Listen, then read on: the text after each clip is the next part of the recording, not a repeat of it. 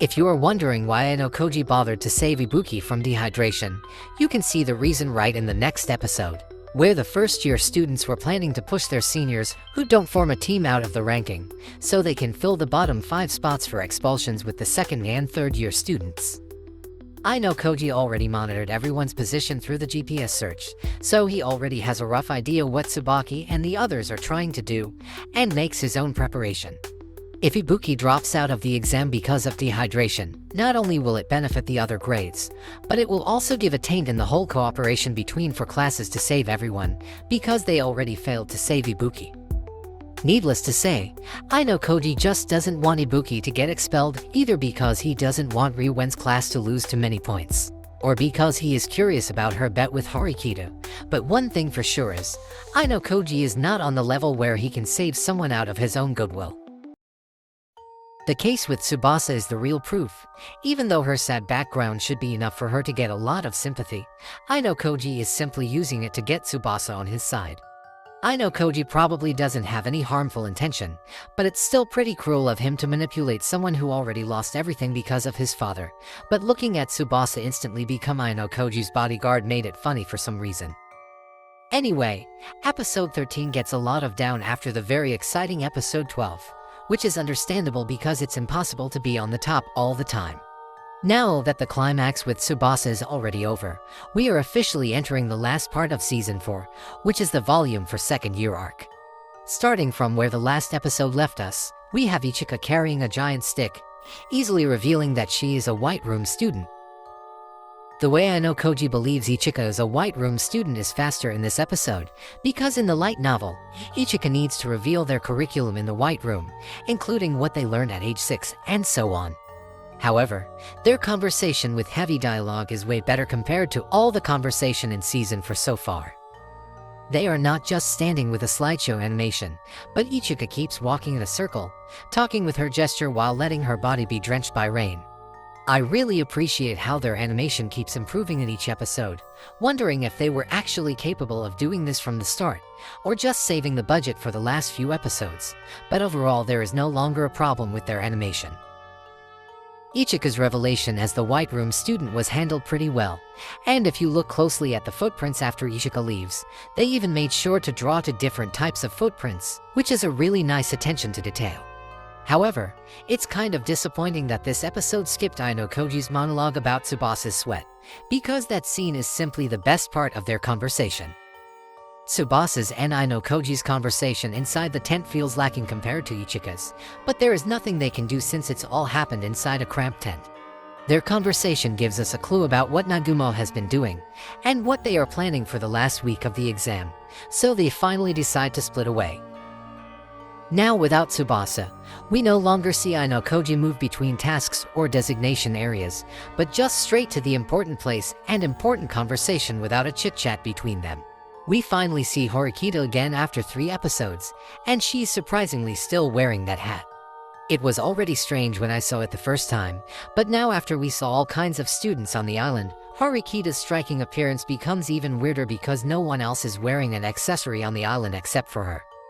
Anyway, now that Horikita knew about Shinohara's condition, everything finally came to its own place.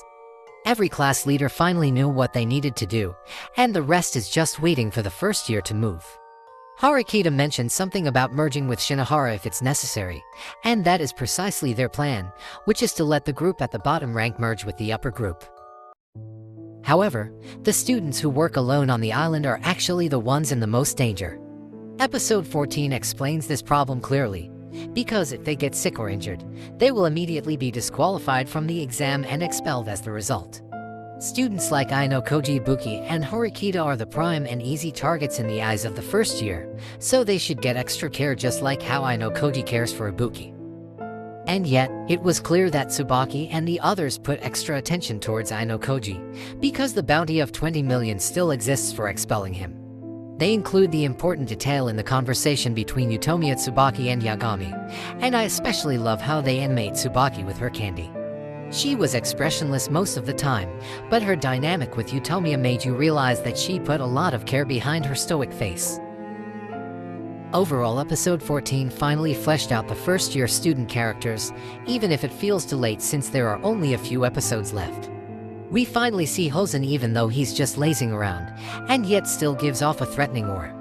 The way he played with the rock and that bull wedding himself is not part of the light novel, but nonetheless still an amazing addition to hype up Hosen's power. As for Utomiya, he said he is confident he could beat Ayanokoji in a one-on-one fight, but since Kushida is also confident that she could expel Ayanokoji, you are free to interpret his words. Needless to say, Utomiya is the least developed among the 6 first-year students, and there are still a lot we don't know about him, so his overall character is actually quite disappointing. And now let's talk about the hype of this episode, which is Koenji soloing a dozen of third-year students. Koenji has already been stated to be extraordinary multiple times, so it's nice to finally see some confirmation. On this scene, the anime really outdone themselves with how Koenji moves.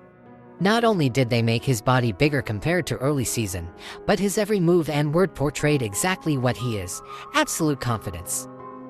This scene must be a love letter for all the fans who waited for so long to get Koenji in action, and Koenji delivers the hype by playing in a way that shows his dominance without getting himself dirty. He is clearly toying with them, and yet you can see none of those third years can do anything, not even force Koenji to stop smiling.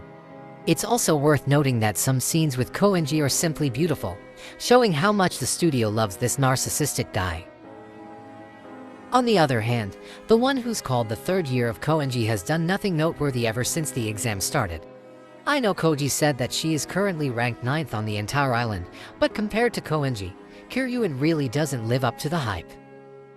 With all kinds of students involved in this grand plot, it's probably hard to imagine Kiruan will take a part in something important, which means she is an unpredictable aspect that could or could not be a deciding factor at the end. For a note, you are probably aware that every time Kiruan appears, she has special BGM that suits her personality. As far as I know, there is no one else in this anime who has their own BGM, so it should be enough to tell you how special they treated Kiruan.